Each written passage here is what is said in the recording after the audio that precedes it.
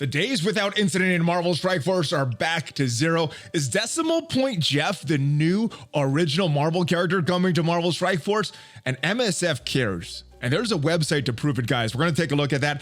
And your questions from the Discord server. Yes, all of your Mailbag channel questions, guys. Answering them. Bunch of different topics. And if you're ready for that, find that like button. And you know what to do. Let's go smash it! ValleyFlyin.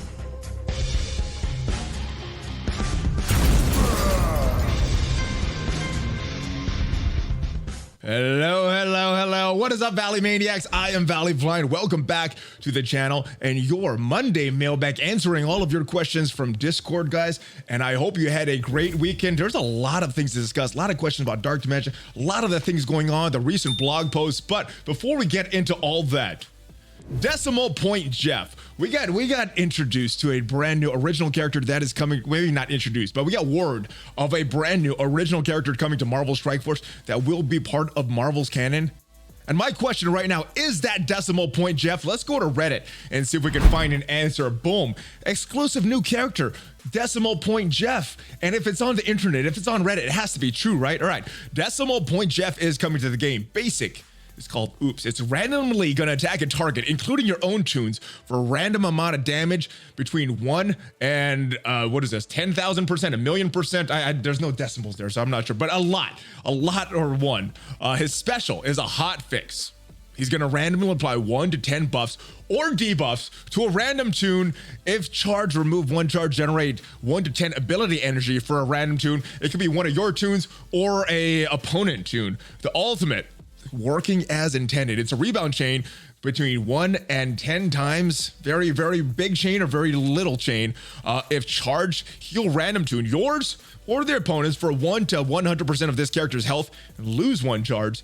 Passive. It's called compensation. On spawn, gain a random number of charges, 1 to 10. If this character has no charges left, detonate, damage all your tunes, opponents, and yours for 1 to a bunch of damage. Again, it could be a million. How many zeros are here? There's a bunch of zeros. 3.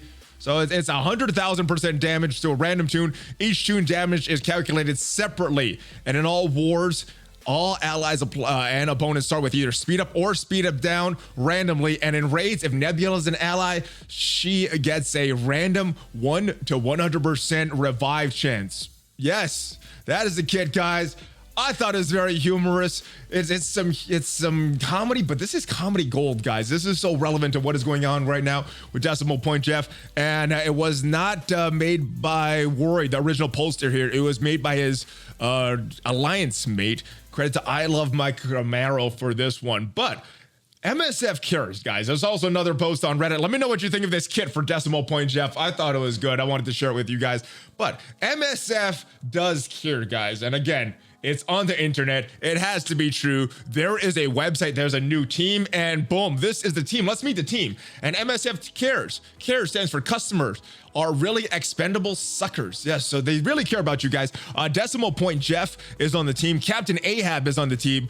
Colonel Schultz is on the team, and Mojo is on the team. And this has some incidents going all the way back to February 19th. Now, I know it says 2020. It's supposed to be 2021, so I still think this is very funny, even though there's that minor error there. But yes, wanted to sell lunar orbs, but sold us Valiant orbs. We also have these dates of these bugs. No solutions yet. Thor's hammer, arena soft launching, the cheating, slingshotting, jump up and out of alliance to collect rewards. No word on that yet about these alliance mates changing alliances within the cluster to get that 5-star reward for this lunar event. No word on what the response to that is going to be. And then some of our most recent bugs that we've had in the game. February 28th, late season rewards. This affected me personally. I know it affected a lot of people that were trying to move alliances this Sunday. The alliances that you're moving from got affected. The alliances you're moving to got affected. Some people got their T4 rewards. Some people didn't. I didn't get mine. Now, I did see some screenshots of some customer service responses that nothing was being done. My personal response was they wanted some more information. They wanted screenshots of my old alliance, my current alliance, who's in that old alliance. So I'm not sure what they're going to do. I'm not sure what the kind of compensation is, but I think the big egregious error with this recent string of errors that came yesterday, because there's some wacky blitz scores, missing conqueror orbs. There's a bunch of stuff that went on yesterday. I think the big thing here is the lack of communication. I would have liked to see a post by Cerebro or Zeeks or anyone else from Scopely saying, hey, we're aware of this issue. We're going to get these out as soon as possible, but nothing. Still no response from anyone on the dev team, nothing in the Envoy chat, nothing on social media, nothing official, nothing unofficial. So not sure what the response to this is going to be. Let me know if you guys were affected by this though, but let's get to your questions. Enough with all the decimal point Jeff kits, the errors, all the bugs that have been made, and the care team. It's time to go to your questions, guys. All right, this is from the great one. What is up, ValleyFlyin? I have an idea that will serve as a catch-up mechanic, plus help reduce you some gear shortage issues. How about Scopely take some RNG out of the campaign nodes? If a new player spends 100 core on Hero 7-9, they should get 10 Colossus shards, 10 orange damage catalysts. If I spend mine at Hero 7-8, I should get 10 spiky balls. So it allows to get some things quicker and let us gear. And yeah, all right. So basically just increasing the drop rate or any of that. I like this. I think they should do this already for some of these older characters. Maybe not Colossus. I'm not sure how relevant he will be to newer and mid-game rosters, but they definitely should go with some of these characters that are more relevant, especially some of these characters that have been out for 1 year, 2 years. Make them double drops, increase all that stuff. I like this idea. I think it's a great catch-up mechanic. I hope that it gets done. I hope it gets done, and not just if you spend energy. Not just if a new player spends energy. No, if just permanently. That's what I think should happen with this as a catch-up mechanic. I think it's an excellent catch-up mechanic, especially for some of these new players that or new character or older characters that new players want and need, that longer time players have already. So it's not really gonna break the game. Do it. I like this idea, Scopely.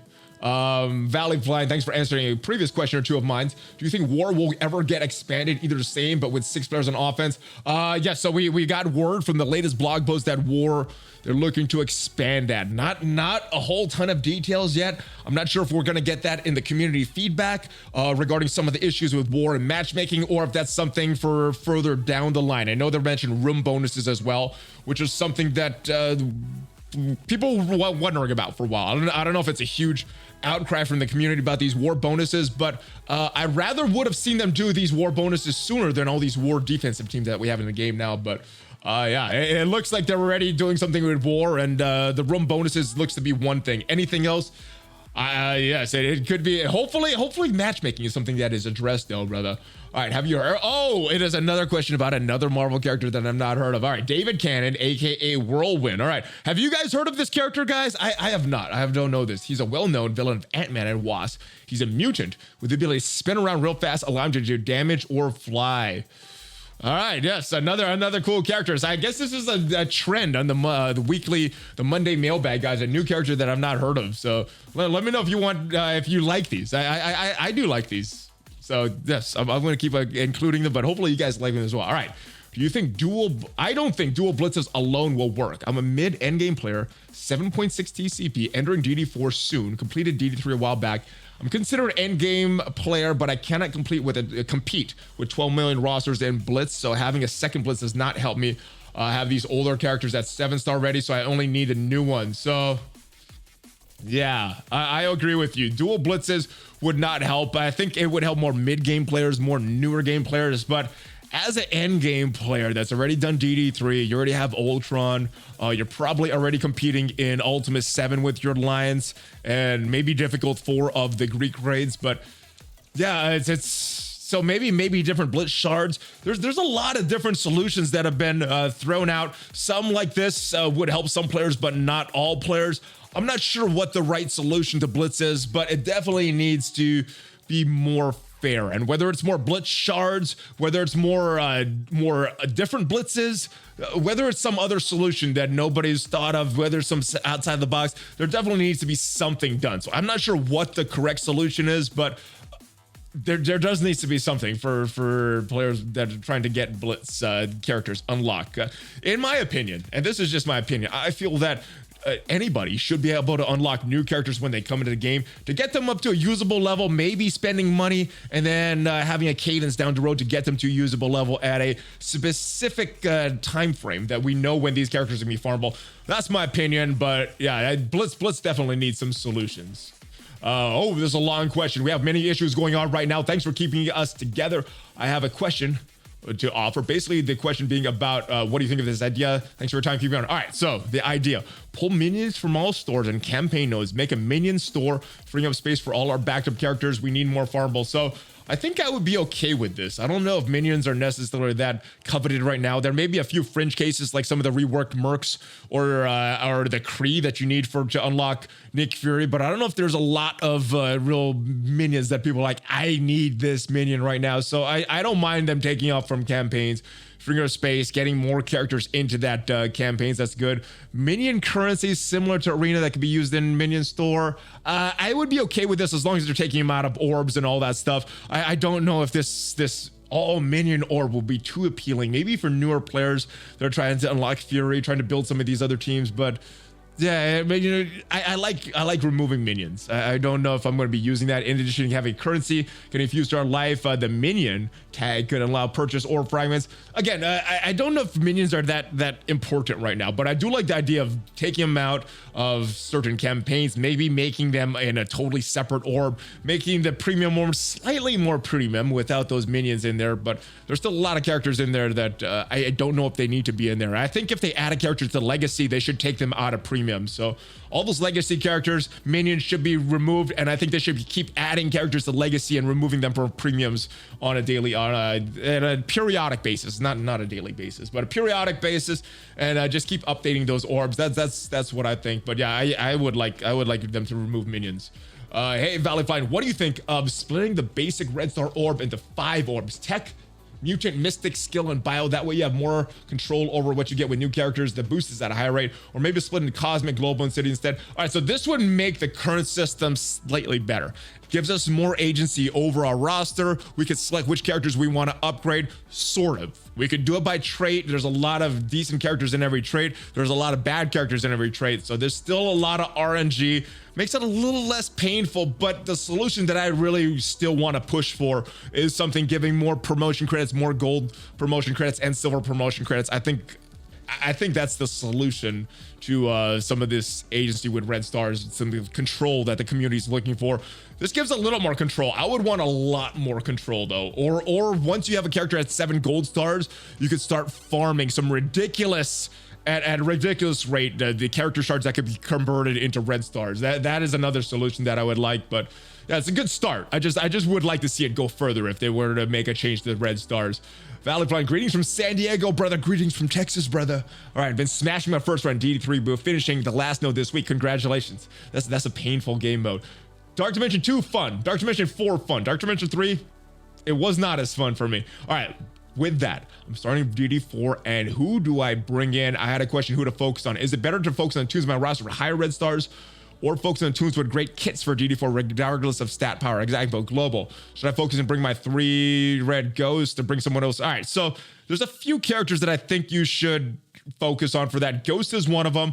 I don't know if you need Colossus for DD4. For DD3, he was good because he protected Phoenix, but because you can't use Colossus with Phoenix on that legendary node, Colossus loses a lot of value in DD4, so I wouldn't bring Colossus regardless of his red and gold stars. I think a lot of the choices that you're going to make for DD4 is kind of balancing some good characters like Ghost, like Sinister, like Symbiote Spider-Man with some cheaper characters that don't take as many Gear 15 uniques, like a Black Widow, like a Sabretooth.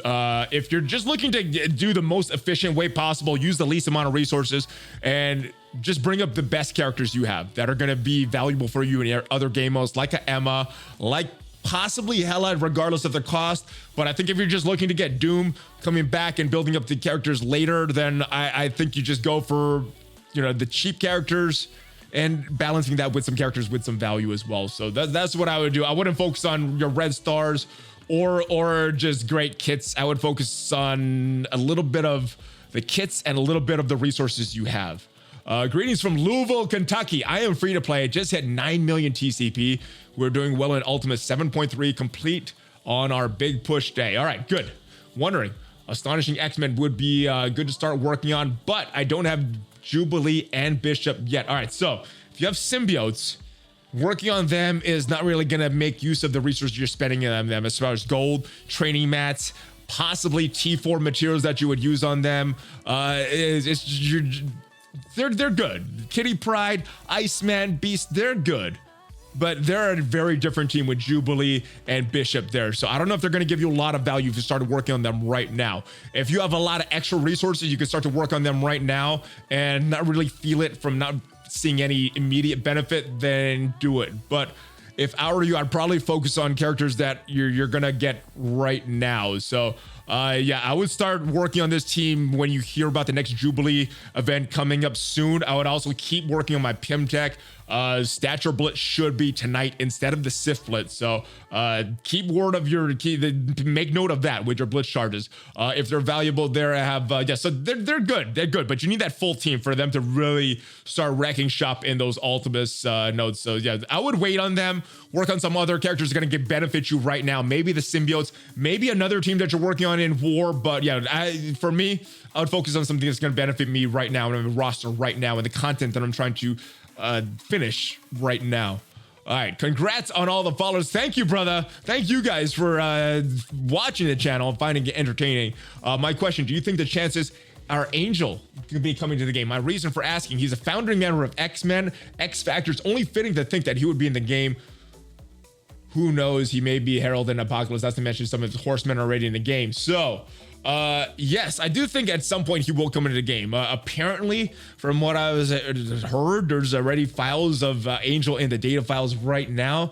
I've not done any data mining personally, so I can't confirm or deny that. But I think at some point he will come to the game. The only question is when. We have some rumors about some other characters coming in the next update. That's about all I have right now as far as rumors. But yes, who knows in the update after that. All open, all fair game. So probably not this next update, but I think there's a good chance that Angel comes to Marvel Strike Force at some point. The only question is when and what team is he going to be on and how good is he going to, I guess that's not the only, there's a bunch of questions, but when is going to be the main question. All right, public service announcement. Valley, can you let the public know that if event starts late, i.e. the Well Wishes milestone or the screw up with Iceman's Red Star opening, if you don't restart your game, their fix won't take effect. I've been messaging support for almost 3 weeks. They told me that they knew this and I would receive comp on the last day of the Iceman Red Star Blitz. I asked about compensation that they would receive nothing as the fix has already been done by the time I opened them. All right, so that's kind of standard, but yeah, sometimes with good customer service reps, as illustrated by the response to this, the late season milestones for war, different customer service reps give different responses. So, yeah, but it does make sense. If the Iceman increased drop rate was still going on, it would still make sense. But if they said they would give you some compensation for something that you already did, I think that they should. I would follow up on this, and hopefully you could screenshot the message of the customer service rep that said they would give you compensation for that. Can you tell Cerebro trying to get an in-game message telling everyone? Some people won't know about this. So yeah, usually when something is going on and they say it's fixed, you got to restart your game for the fix to actually be applied. So make note of that, guys. And if something is broken in the game and if for some reason you don't want it to be fixed, then don't restart your app. It works both ways, guys. But yeah, if you want the current version of the game, whether it's hot fixed or the update, you need to restart your game to get the most current information in the game. So do that before know that before you do anything. ValleyFlyin, I have 2 questions this morning. I have a 7 gold, 7 red star vision I'm taking to D4. I use him in War, Blitz, Greek Raids, Global Nodes, Avenger Nodes. What T4 should I put in besides the basic? I don't know if there's a value in any of them besides that basic. The basic, very, very popular with the community. Does some good stuff as far as the bleeds and everything, but passive ultimate special, I have not done those. I've not done his basic either, so I probably could skip on him. He is a tech character, so even though he's very good and you plan on using him, you're probably going to be sacrificing either Ghost, Minerva, or Doc Ock, or sacrificing your overall speed getting through these and building up these things. So he's not as cheap character. He's not an expensive character. He takes 54 of the Gear 15 part, so keep that in mind, but not a bad decision for Vision considering you're using him all over the place. May not be super valuable in that particular game mode, but considering you're using him all over the place, I do think that's a good choice. And Cable, 7 gold, 7 red. Man, you got some good pulls there. Considering bringing him to DD4, he's cheap.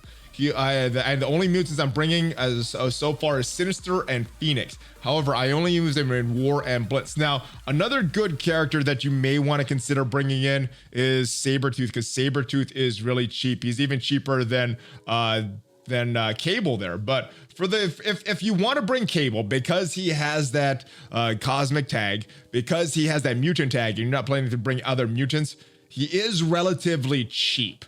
There's some other options there, but I don't know what your gold and red stars are on Cable, so you could bring him if you're planning to use him a lot after Dark Dimension 4. So if you're planning to do that, then yes. The other good thing that he's gonna give you is he's kind of cheap, so not the worst thing there, but I could make the justification bringing both of these characters into Dark Dimension 4 based on your usage on your red star level.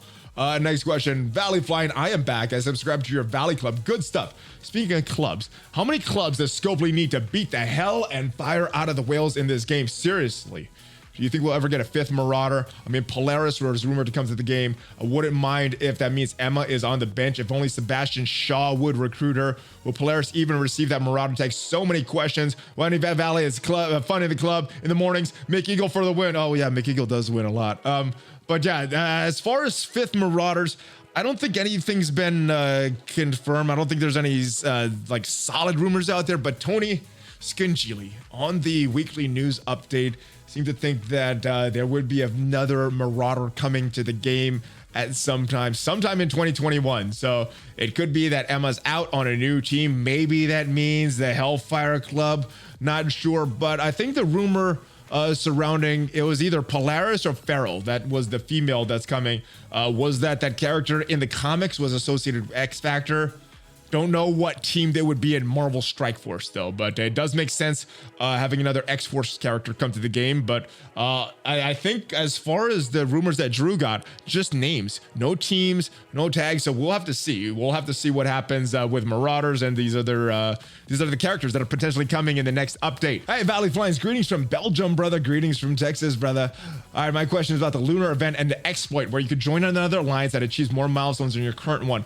Allow to claim those extra rewards. It seems a lot of people have exploited this to get the final milestone, including that 5-star orb. Any word from Scopely if they're going to give out compensation for this screw up? No compensation or no word from them on this. No word on any of the bugs for this weekend. There's just been a serious lack of communication from Scopely over the past few weeks. There's been some messaging here and there in the Envoy chat. There's been some messaging here and there on social media, but really a lot less than usual. And I think a lot of that is the temperature of the community right now. But yeah, the good thing is those orbs for a lot of people turned out to be totally crappy. Just some 4-star elite credits, but yeah, some people got some 6, some people got some 7 red star characters, but no word yet. Hopefully they do address this, because there's a lot of sneaky things going on that are not addressed, and I'm wondering what is going on with this communication. Cerebro and Ziggs, where are you guys?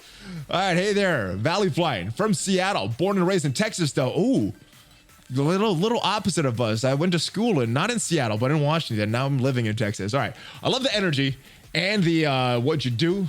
Keep on smashing it. I have enough credits to take a character to 6 red stars, but I'm torn. Should I do Cull Obsidian, Doc Ock, Longshot, Mr. Sinister, or wait and do Jubilee and Bishop? All right. So all of these are good choices. So it's going to come down to who you're using a lot, what teams you're using.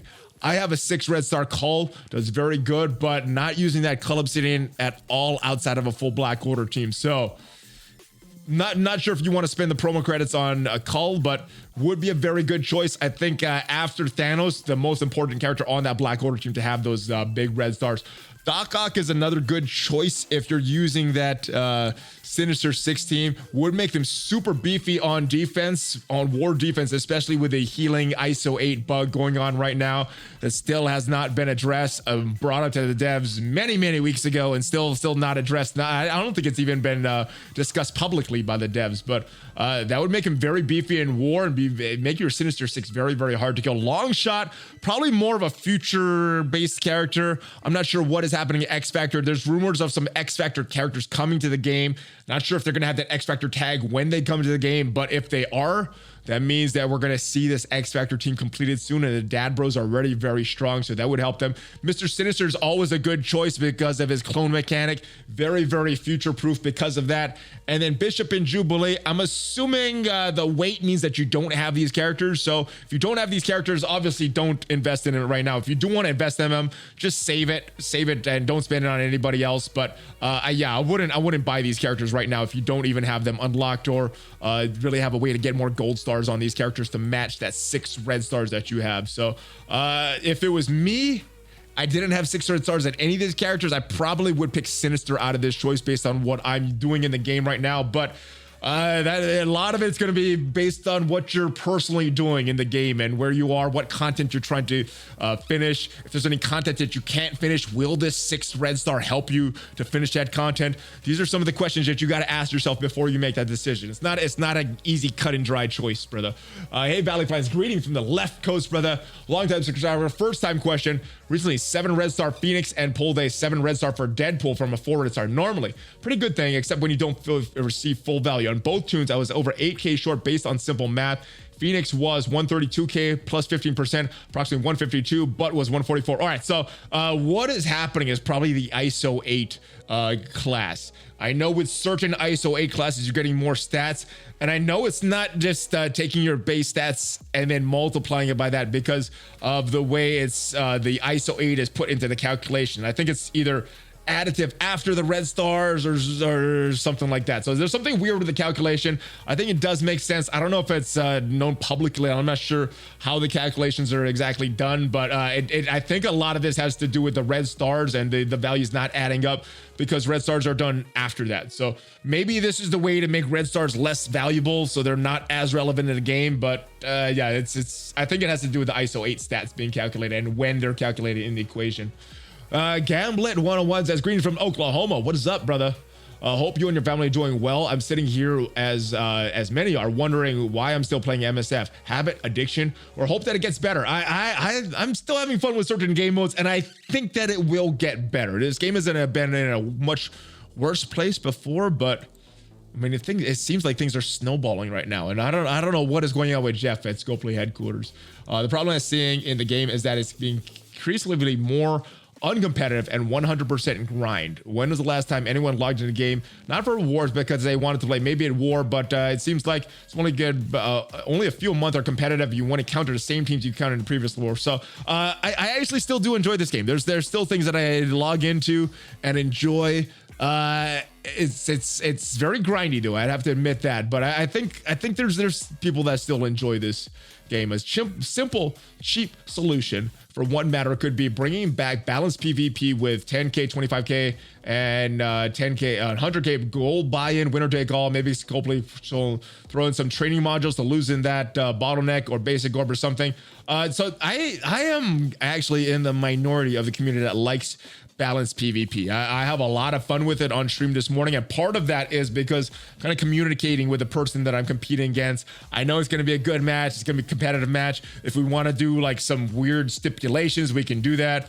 But if you're just playing against someone random, I can see how it's not as fun. But my experience with PvP has been very fun. But apparently from the Strike Time episode, about 2/3 of the community does not like real-time PvP or does not like PvP, balanced PvP at all. Real-time arena, I think, I don't know. I think it's a much lower percent. I think it's less than 10% that like real-time arena, but yeah. All right.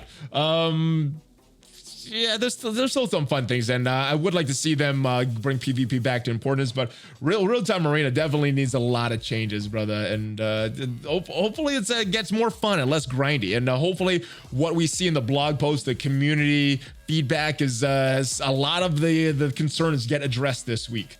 Next question though, ValleyFlyin. Hey brother, hope you weren't affected by the winter storm like I was. We actually got pretty lucky, brother. Thank you for asking. We lost internet here and there, but we actually did good with power and water, so all our basic necessities were pretty good. And then the stores were empty around here, so you know, whatever we had, but we did pretty good. We got lucky, brother, and hopefully everybody that got affected is recovered by now. But anyway, thanks for the advice. And Pim and War, the only team that has been able to one-shot is a 420k Black Order. But now I'm wondering if Shadowland is good for offense or defense. I have Punisher instead of Moon Knight at the moment. Thanks and have a good day. All right, so I think as I'm recording this, Moon Knight will be released tonight. If not tonight, probably tomorrow. I think Shadowland is made for an offensive team. However, a lot of times when you put some weird new team on defense, it's usually a little tricky for at least a couple wars until people figure it out. You might want to place them on defense. They may get you a few defensive wins, but I think they're made to be an offense team. Eventually, once people figure out how to counter it, it may be a very easy counter. I don't know. We don't have any Moon Knight in the game right now, so how will a full Shadowland team do on defense? They're not made for there, but they might do well in the beginning because it's a new team. I think a lot of what's going on in war right now is just having new teams that people aren't familiar with, people don't know the counters to, and they got to experiment, because I think a lot of the normal meta teams, people know the counters, and if you have enough powered hard counter to that team, then it's a pretty easy war. So you may get some value out of defense initially, but this is meant to be an offense team once they're fully built. Even when they're not fully built, they're meant to be an offense team. Hey Valley, about to start GD4. So far I got Ghost, Sabretooth, Sinister, Zemo. Needs one more piece for Global, along with Thanos and Minerva for Cosmic. Who should I bring as my fourth? Taking one of Dad Bros would be a waste, and hella is expensive. The issue is the mutants. Well, Bishop is very, very expensive. I would not recommend taking Bishop at all. He's a 90 mini unique character, so I wouldn't recommend him. But the Dad Bros, I actually took in, or I'm actually building up Longshot right now. He's actually a 54 character, not that expensive. Shatterstar is 72, so you won't be able to get both of the Dad Bros, but Shatterstar is relatively inexpensive, and he does use that mutant gear. And yeah, after Mr. Sinister and Phoenix, the only character that I have, oh, and Sabretooth, makes sense, because I was thinking of taking Emma for Global, but you know, Sabretooth and Longshot cost exact same as Emma does, even though Emma's a better tune. So this, I would actually recommend Longshot there, but if you don't want to go with Longshot, you got Mr. Sinister, Doctor Strange in that Cosmic Node. He's a pretty cheap character. If you're using him outside of Dark Dimension right now, he only costs 36 of those Gear 15 uniques. Mordo's actually pretty cheap as well, taking that 54. Another character, if you're using him a lot, would be valuable. And Thor is another good character. If you're using him a lot, another character that only costs 54 of those Gear 15 uniques. So those are some good choices for Cosmic. And again, a lot of it is going to be dependent on your roster and how you're using these characters and how you plan to use these characters after you're done with Dark Dimension 4. What is the best bad team to fight Black Order in war if you don't want to just eliminate them in one go next time and make it easier? I'm gonna have to ask you guys on this. Normally when I'm fighting Black Order, I usually try to one-shot it with my own Black Order, and if I see a Black Order and my Black Order is not available, I usually leave it for one of my alliance mates. So this is not something I normally fight in, so I don't have a lot of experience. I know there's some teams that can one-shot Black Orders if you're punching across on them. I know, and some teams if you're punching up. So this Pimtech I heard counters them. Astonishing X-Men I heard counters them. So maybe one of those teams you could try it. Maybe you're not able to fully counter them and take out a character, but you might not be able to use a bad team to counter the Black Order. Most people have some pretty beefy Black Orders. Trying to kill a Cull or a Proxima might be hard. So maybe a team like a Power Armor, if you're just trying to take out a real low Proxima, might work. But yeah, other than that, I'm just running ideas off the top of my head, guys, because normally I just use Black Order versus Black Order and I don't try to two-shot that team. But if you guys do, let me know what you guys are doing in the comments, because this is something I'm curious about as well. Batty Bear, what is up, bro? Have you heard anything about loosening the restrictions to open up higher raid difficulties? A lot of chat and read about frustration of gating content behind 100% completion when alliances are having a hard time recruiting. If the game is already hurting cats lanes as counted by losing people, I'd like to see it change to 10x 60%. 5 times. All right, so just a lot of extra rewards there. The thing is recruiting is very weird right now, and some of you guys may know my alliance folded on Sunday because we weren't able to recruit new players. So it is getting frustrating. I think a lot of the issue has to do with the Greek raids, though. Having no heals on difficulty for the Greek raids makes it hard to recruit players that don't have the rosters. Previously, you could recruit players if they didn't have the roster. If they were competitive and willing to spend, you could still recruit them. They could be valuable to you. But if you can't compete in the Greeks with those no healings, there's no way that you could spend to get up with another alliance. And that's kind of the issue here. So a bunch of different issues. These Greek raids with these difficulty sliders, real-time arena, a lot of these things came, blitz release after blitz release, a lot of these things right in the same time period. And a lot of that I think is leading to the community not being so happy, but some of it is behind, I think it does have to do with these no heals for the Greek raids. And I think that would make recruiting a lot easier for people that want to spend. They don't have the roster. You can recruit these people, but right now you can't because they can't compete in the Gammas, or not just the Gammas, but all the Greeks. Star Lord, I hope you are well, Valley. This is a bit of there's a quite bit of content in the game that could be repurposed. How about those old character campaigns? It'd be great catch-up mechanic for beginner players. Wouldn't hurt endgame players, as it would give them a little more purple gear, ultimates, orbs. It's a shame new players won't get to experience those storylines. How about Dark Dimension 1, Dark Dimension 2, getting reset maybe 2 times a year? That wouldn't hurt anyone. Thanks for listening. This is something that the Scopely I don't think has taken advantage of enough. Repurposing old content that they've already spent a lot of dev costs on. The content's already there.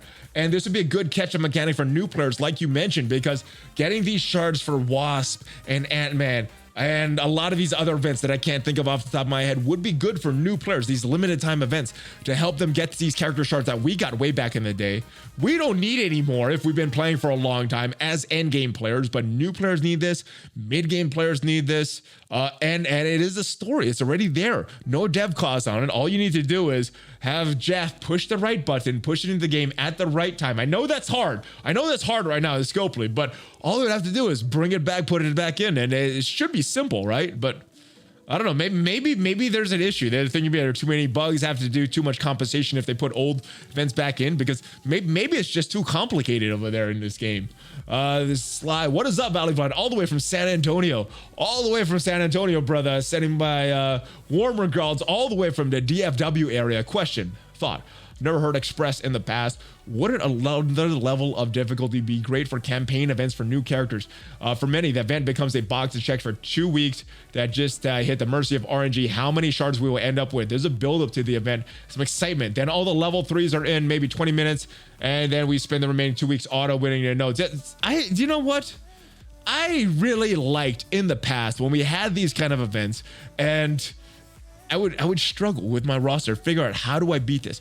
What is the best solution for this? There was less RNG at the time as well. So if they did this, they would need to make a little less RNG for these orbs, maybe increase the drop rate for these a little bit more, but or the drop rate for the character in the actual orb a little bit more. But I like the struggle. You know, one of the things I'm enjoying right now, when I get the characters, is Dark Dimension 4. We just finished Global last week.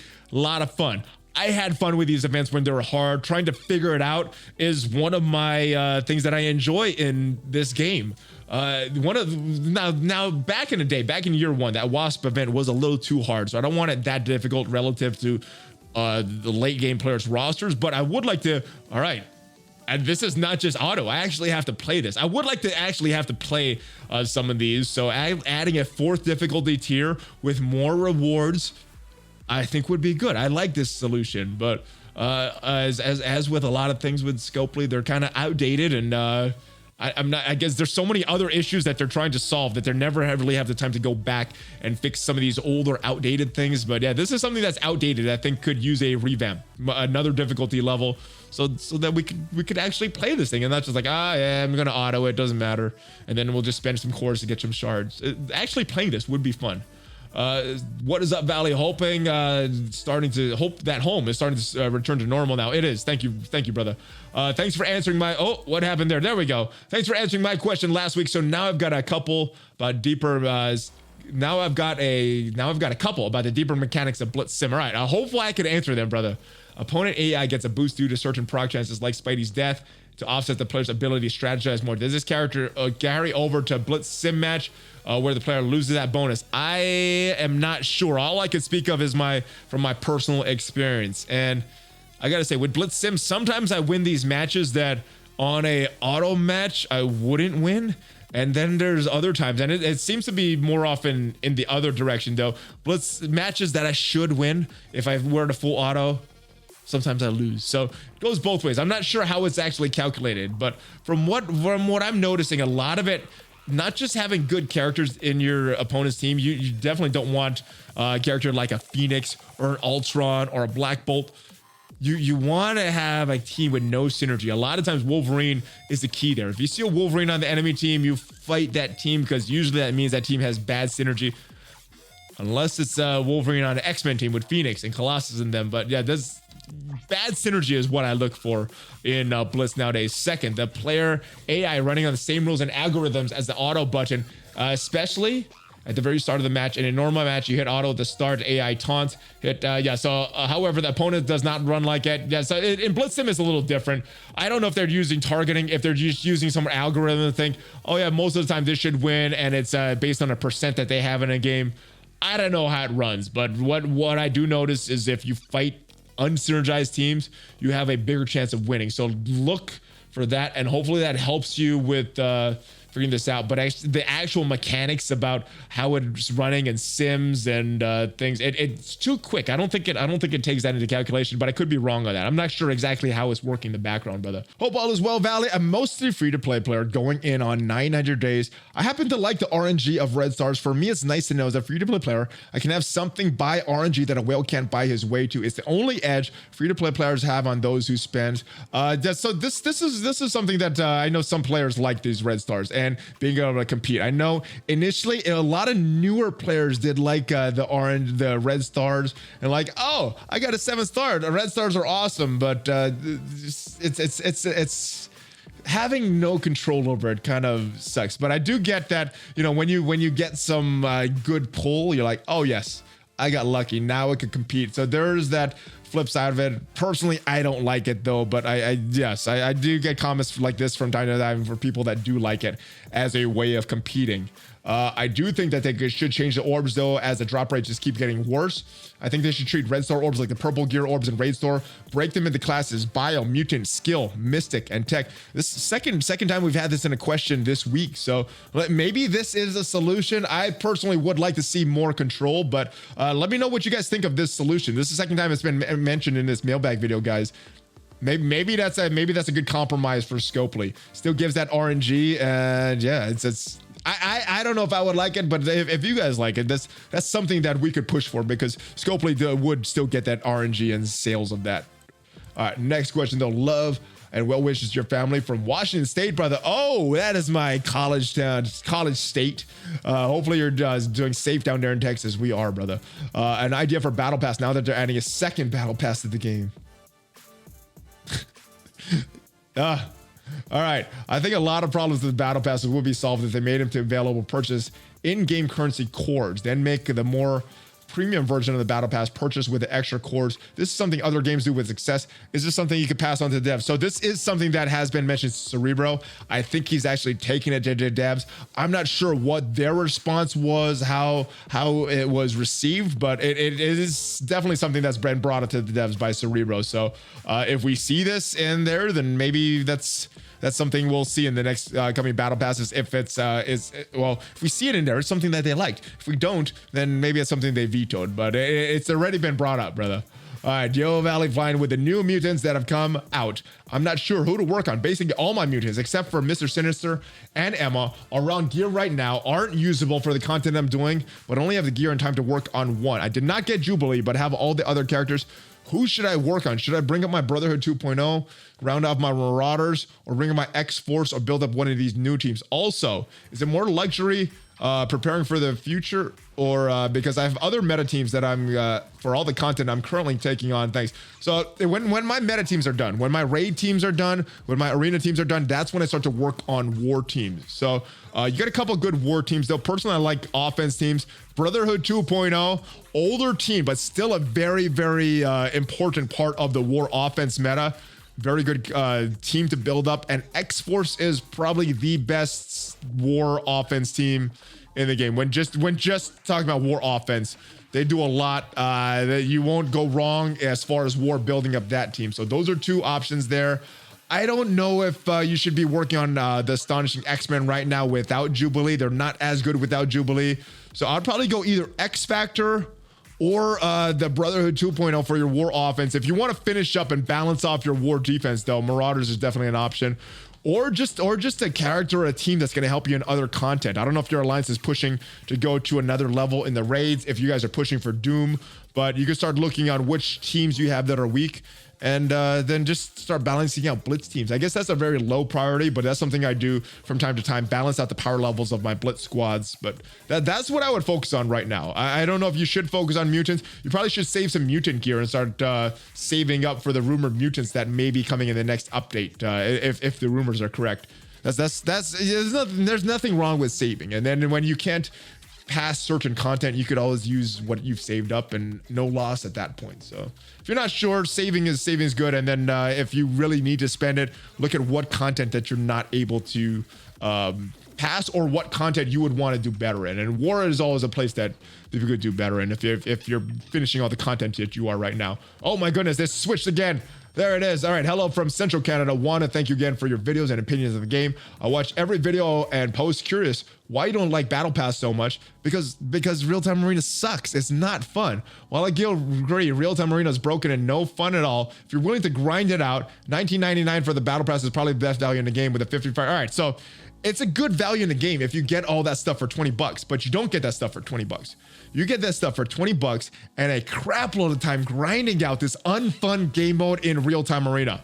So there should be a lot of extra value for that 20 bucks, because for 20 bucks, yeah, what you get, and it is a pretty good value, but it's you got to think of it. It's not just 20 bucks. It's 20 bucks and a lot of grinding, and there should be something for all that grinding. So I don't like it. It's a good value. If you're going to grind it out anyway for those rewards, then it may be worth it to you.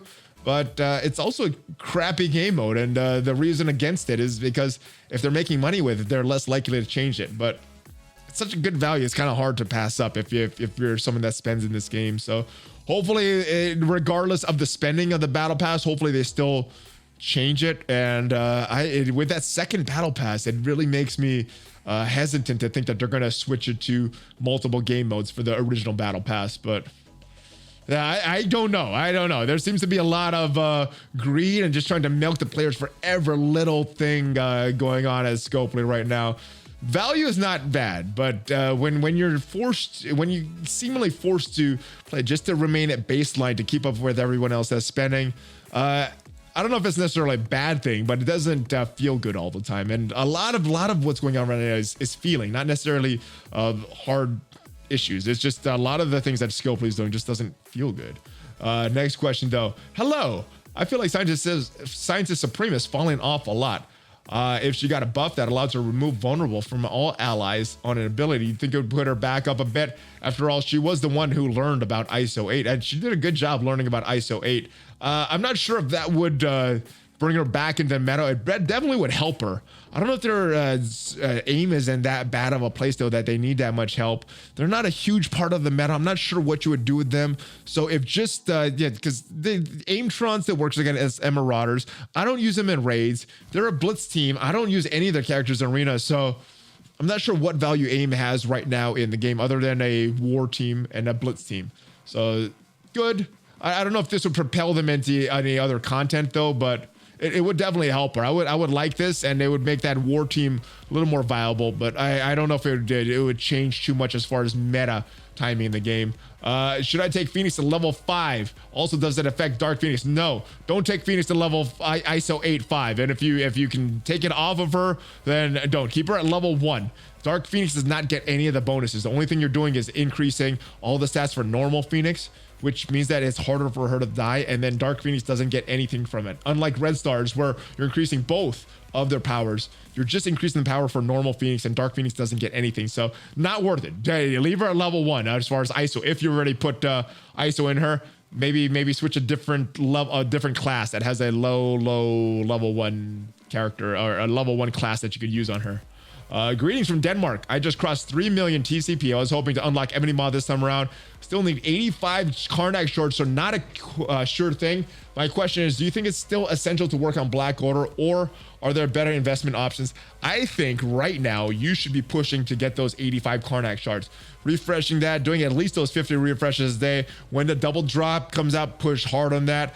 I don't know if there's enough time to make it if you don't get good RNG. You may not be able to make it with good RNG, but I would definitely try. Black Order is still a big thing. Ebony Maw, one of the better characters in the game. You're definitely not going to go wrong if you get those shards. So I would push. The Black Order is still dominant in Arena.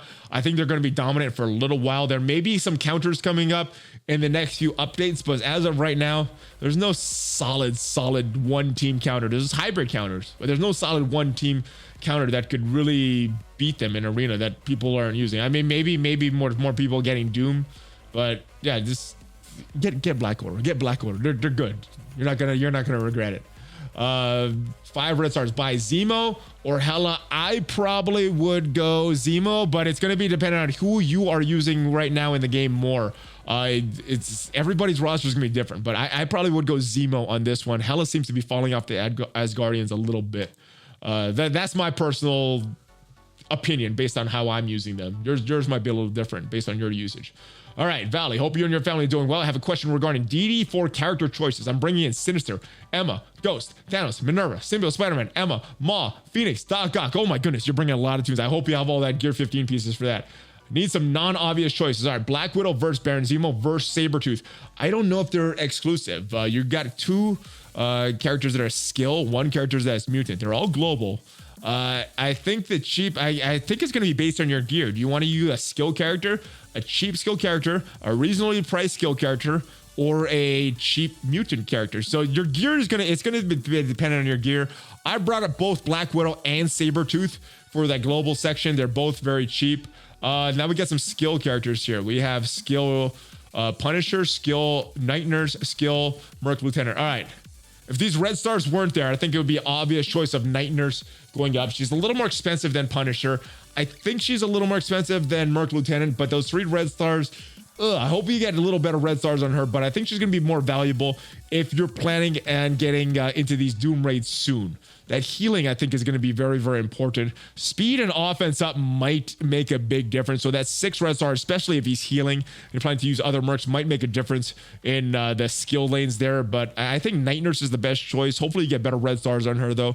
Punisher's not a bad choice. I know a lot of people use Punisher, did very well in DD4, but are you going to use Punisher a lot outside of that? If you are, then go Punisher. If you're going to use Merc Lieutenant after Dark Dimension 4, use Merc Lieutenant.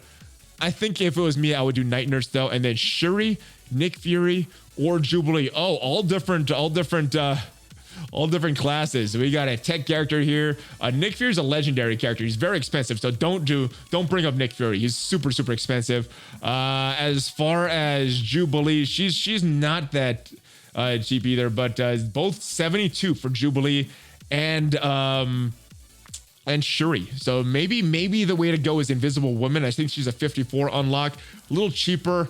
A lot of this is going to be based on who you can get up right now, though. You might want to, I mean, for me, I would just do my 5 to get in, then start global, then do my cosmic, then do my city, and then do my legendary. Do it in that order because those nodes are going to take a while, and you could wait and you could be building up other characters while you're in those sections. So while I was in global, started to work on cosmic. When I get into cosmic, I'm going to be working on city, and when I'm done with city, I'm going to be working on the legendary characters. So look at it in terms of that. But yeah, build global characters first, and I wouldn't focus on too many expensive characters because you want to get as many characters in. You want to get through it reasonably. You want a good balance with some valuable characters and some cheap characters. That way you could get through the node quick as possible. ValleyFlyin, hope you're doing well with costumes coming to the game. Do you think every character will eventually get one? Also, what kind of costume can they even make for symbiote Spider-Mans? Are there costumes that you're hoping make it in? Oh my goodness.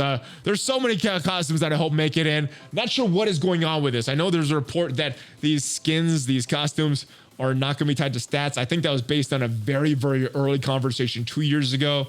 Nothing from Cerebro or Zeke's. It was asked in the Envoy chat many times. Are these just cosmetic or are they be tied to other things? No response yet. So I know there's a response that they're just cosmetic. That may or may not be true. We have not gotten confirmation on that. Do you think every character will eventually get a costume? I don't know about every character. There's some characters that had a lot of looks yet. There's some characters that may not be profitable for the work that you do. So I don't think every character get one. I don't know what they could do to symbiote Spider-Man because that's pretty much a Peter Parker costume right there.